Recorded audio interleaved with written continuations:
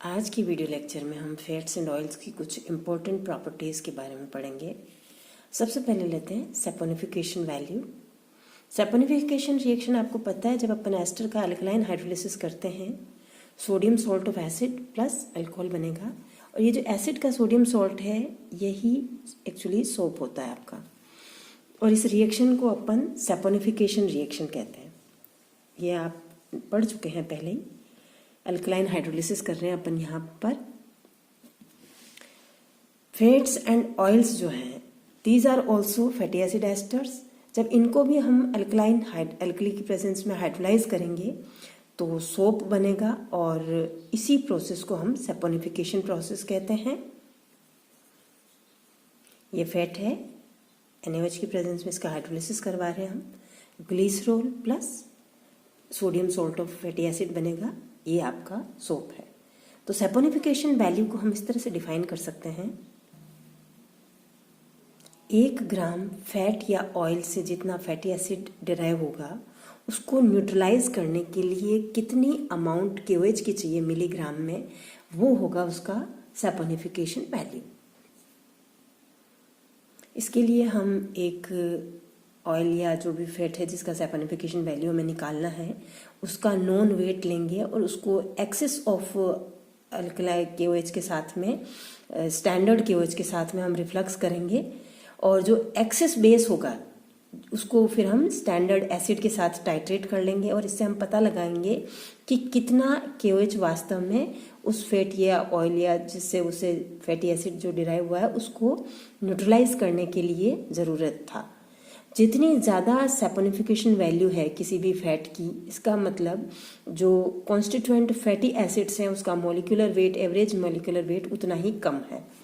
कुछ फैट्स जैसे coconut oil है, उसके लिए जो सैपोनिफिकेशन वैल्यू है इट इज़ 250। ऑलिव ऑयल के लिए इट इज़ 200। ये आपका सैपोनिफिकेशन वैल्यू है। नेक्स्ट लेते हैं हम आयोडीन वैल्यू। आयोडीन वैल्यू को हम डिफाइन कर सकते हैं कि the amount of iodine required for reacting 100 gram of oils और फैट्स।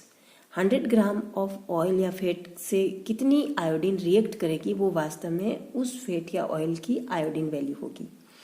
ये क्या इंडिकेट करती है कि फैट या ऑयल में कितना अनसेचुरेशन है। जितना ज़्यादा आयोडीन वैल्यू है वास्तव में उतना ही ज़्यादा अनसेचुरेशन है। कुछ ऑयल्स हैं जैसे कोकोनट ऑयल है, उसके लिए जो आयोडीन वैल्यू है ये है 8 to 10। ऑलिव ऑयल है, उसके लिए आयोडीन वैल्यू है 74 to 94। लिंसिड ऑयल है, इसके लिए आयोडीन वैल्यू है 170 to 200।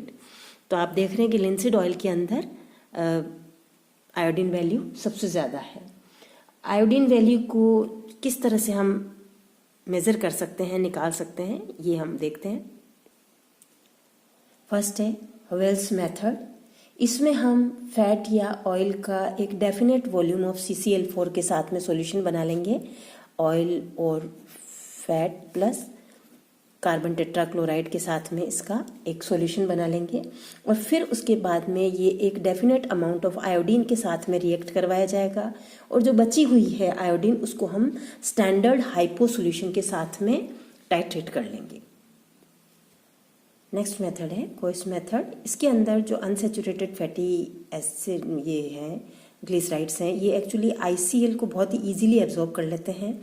इसमें हम जो फैट या ऑयल है उसको ICl के साथ में एक डेफिनेट वेट ले लेंगे उसका, और ICl भी एक्सेस लेंगे और उसका एग्जैक्टली मेज़र कर लेंगे, और उसके साथ में इसको रिएक्ट करवाएंगे, और जो एब्जॉर्प्शन जब कंप्लीट हो जाएगा उसके बाद जो रिमेनिंग ICl है उसको एस्टिमेट कर लिया जाता है, और कितना कंज्यूम हुआ है उसको हम कैलकुलेट कर लेंगे। इस तरह से आयोडीन वैल्यू कैलकुलेट किया जाता है।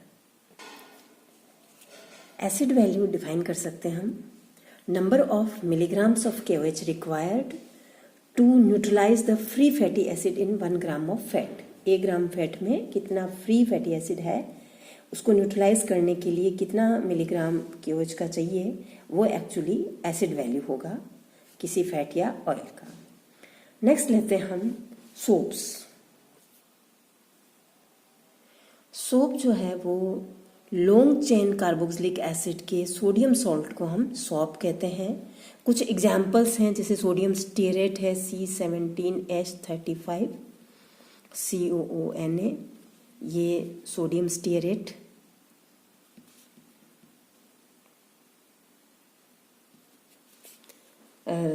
सोडियम ओलिएट है C17H33 COONA, it is sodium oleate. इसी तरह से सोडियम पामेटेट है C15H31 CONA, ये सोडियम पामेटेट है।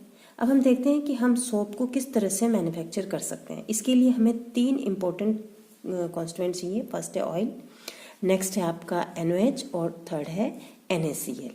जब आप फैट और ऑयल को कंसनट्रेट NaOH सॉल्यूशन के साथ में ट्रीट करेंगे, सोप बनेगा और इस प्रोसेस को हम सैपोनिफिकेशन कहते हैं। जब सैपोनिफिकेशन प्रोसेस कंप्लीट हो जाता है, थोड़ा सा मात्रा में इसमें NaCl ऐड कर देते हैं, जिससे कि सोप प्रेसिपिटेट आउट हो जाता है।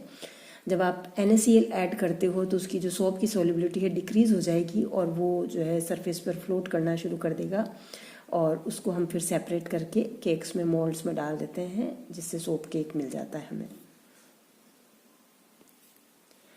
जनरली जो सोप प्रिपरेशन है उसके लिए 3 मेथड्स हैं। पहला है कोल्ड प्रोसेस। इसके अंदर फैट या ऑयल को हम NaOH के साथ में और स्टार्च के साथ में 4:1:1 रेशो में लेके अच्छे से उसको स्टेयर करेंगे पूरे मिक्सचर को, और फिर उसको सेटल डाउन होने के लिए छोड़ दिया जाता है। ये है कोल्ड प्रोसेस। नेक्स्ट है हॉट प्रोसेस। इसके जो स्टेप्स हैं वो इस तरह से हैं। पहले स्टेप में हम सैपोनिफिकेशन करते हैं इसका। इसमें क्या किया जाता है, ऑयल या फैट जो भी है उसको एक आयरन कंटेनर में लेके और स्टीम के साथ गर्म करते हैं हम, और उसके बाद में इसको हम 10% KOH सॉल्यूशन के साथ में गर्म करते हैं। 10% KOH सॉल्यूशन के साथ जब अपन इसको गर्म करेंगे तो फैट या ऑयल का सैपोनिफिकेशन हो जाएगा और ग्लिसरॉल और सोप हमें मिलेगा। नेक्स्ट स्टेप है सॉल्टिंग आउट ऑफ सोप। इसके लिए क्या किया जाता है, जो ग्लिसरॉल होता है वे सॉल्ट में सॉल्युबल होता है, लेकिन जो सोप है इट इज़ इनसॉल्युबल। इसलिए जब सॉल्ट ऐड किया जाता है इस वाले सॉल्यूशन में जिसमें अपन ने सैपोनिफिकेशन कर लिया था, इसमें जब हम सॉल्ट ऐड करेंगे तो सोप का एक सेपरेट लेयर बन जाएगा, और जो नीचे वाली एक्वस लेयर होगी उसके अंदर होगा आपका glycerol plus salt plus KOH। ये सब एक्वस लेयर में आ जाएगा, और जो ऊपर लेयर होगी वो सोप की लेयर होगी, और नीचे वाली जो लेयर है इसको अपन स्पेंटलाई बोलते हैं। नेक्स्ट स्टेप है एक्सट्रैक्शन। इसके अंदर जो सोप था उसको सेपरेट करके स्पेंटलाई से वापस से पानी से वॉश करके फिर से उसको KOH के साथ में बॉईल किया जाता है, तो सोप सेपरेट आउट हो जाएगा प्रॉपरली, और फाइनली उसके अंदर ऑर्डर और कलरिंग एजेंट और डाल के और मोल्ड्स में डाल दिया जाता है, जिससे हमें सोप केक मिल जाएगा। नेक्स्ट है मॉडर्न प्रोसेस। मॉडर्न प्रोसेस में जो इंडस्ट्रियल किस तरह से प्रिपेयर किए जाते हैं ये है, इसमें फैट या ऑयल है उसको आप हाई टेम्परेचर और प्रेशर पर हाइड्रोलाइज कर लेते हैं, और कुछ कैटलिस्ट इसके लिए काम में लिया जाता है, जैसे कैल्शियम हाइड्रोक्साइड है या जिंक ऑक्साइड है या डाइल्यूट H2SO4 है। इसकी प्रेजेंस में हम इसे हाइड्रोलाइज कर लेंगे हाई टेम्परेचर और प्रेशर पर, और जो फैटी एसिड हमें मिला है उसको हम KOH से न्यूट्रलाइज कर लेते हैं और सोप सेपरेट कर लेते हैं। नेक्स्ट लेते हैं हम डिटर्जेंट्स, जो एसाइल एराइल सल्फोनेट्स भी कहते हैं हम इनको। डिटर्जेंट को हम किस तरह से डिफाइन करेंगे, sodium salt of long chain benzene sulphonic acids जो हैं वो वास्तव में डिटर्जेंट्स हैं। डिटर्जेंट्स के कुछ एग्जांपल्स हैं, ये है आपका सोडियम एंड डोडेसाइल बेंजीन सल्फोनेट, और इसी तरह से ये है सोडियम एंड डोडेसाइल सल्फेट। ये आपके सल्फेट या सल्फाइड ग्रुप इसके अंदर होंगे। डिटर्जेंट्स जनरली 2 तरह के हैं, उनको 2 कैटेगरी में डिवाइड किया है, cationic and anionic. Cationic detergents में जो केटाइनिक सरफेस होती है ये एक्टिव होती है और जो लॉन्ग चेन कार्बन चेन है इसके ऊपर पॉजिटिव चार्ज होता है। एनायनिक डिटर्जेंट्स में जो एनायनिक पार्ट है वो एक्टिव पार्ट है, ये है सोडियम लोरेल सल्फेट और सोडियम क्रिटिकल सल्फेट। इसके अंदर आप देख रहे हैं जो लॉन्ग चेन कार्बन है इसके ऊपर नेगेटिव चार्ज है और ये एक्टिव पार्ट है सर्फेक्टेंट का। नेक्स्ट लेते हैं हम मैन्युफैक्चर ऑफ डिटर्जेंट्स। जो लॉन्ग, इसके लिए हमें रॉ मटेरियल चाहिए। पहला है लॉन्ग चेन हाइड्रोकार्बन जो कि हमें पेट्रोलियम प्रोडक्ट से हमें मिल सकता है। सेकंड है H2SO4 और थर्ड आपका NaOH है। और किस तरह से जनरल मेथड जो है मैन्युफैक्चर का वो अब हम देखते हैं। फर्स्ट स्टेप में जो एल्कीन है उसका जिगलर नाटा कैटलिस्ट से हम पॉलीमराइजेशन करवा लेंगे और ये जो पॉलीमर मिला है फिर फ्राइडल क्राफ्ट एल्काइलेशन हो जाएगा इसका बेंजीन के ऊपर AlCl3 की प्रेजेंस में।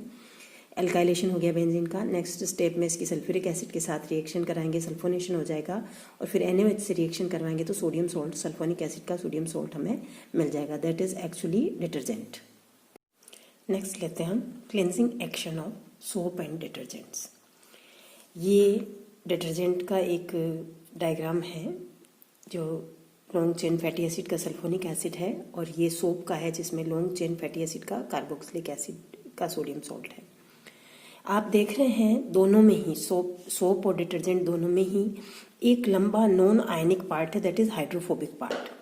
और ये वाला पार्ट जो आयनिक पार्ट है इट इज हाइड्रोफिलिक पार्ट, ये पानी में सॉल्युबल होगा और ये वाला पार्ट जो होगा पानी में इनसॉल्युबल होगा। ठीक इसी तरह सोप के अंदर पे भी जो लॉन्ग चेन है ये इनसॉल्युबल है वाटर में and this part is soluble in water. जब आप सर्फेक्टेंट को, ये डिटर्जेंट या सोप, किसी को भी गंदे कपड़े या किसी डर्टी सरफेस पर हम डालते हैं तो जिस पे कि ग्रीस या ऑयल के कारण से डर्ट चिपका हुआ है और वो नहीं सिंपल पानी से वॉश आउट होता है, जब अपन ये डालते हैं डिटर्जेंट इसके ऊपर तो जो इसका नॉन आयनिक पार्ट है वो उस ग्रीस के साथ में इस तरह से एक मिसल फॉर्मेशन हो जाती है और ये इसके चारों तरफ चिपक जाता है। अब ये वाला पार्ट जो है ये वाटर इनसॉल्युबल है लेकिन ये वाला पार्ट जो है वाटर सॉल्युबल है, जो आयनिक पार्ट है। जब आप इसको थोड़ा सा रब करेंगे क्लोथ को या किसी सरफेस को तो ये वाला पार्ट जो ऑयल या ग्रीस उस पर चिपका हुआ था वो वाटर के साथ वॉश्ड अवे हो जाएगा और इस तरह से ये क्लीनिंग होती है सोप और डिटर्जेंट से। जो डिटर्जेंट्स हैं ये सल्फोनिक एसिड सॉल्ट है और जो सोप्स हैं ये कार्बोक्सिलिक एसिड सॉल्ट्स हैं। सोडियम के लॉन्ग चेन फैटी एसिड है दोनों के अंदर में।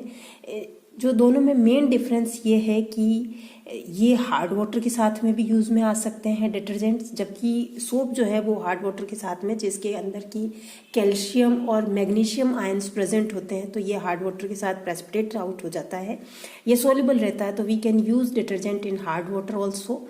लेकिन इसका है जो इम्पोर्टेंट इसका डीमेरिट है कि it is not biodegradable and it is biodegradable और इनका क्लिनजिंग एक्शन कंपैरेटिवली सोप का पुअर होता है इन कंपैरिजन टू डिटर्जेंट्स।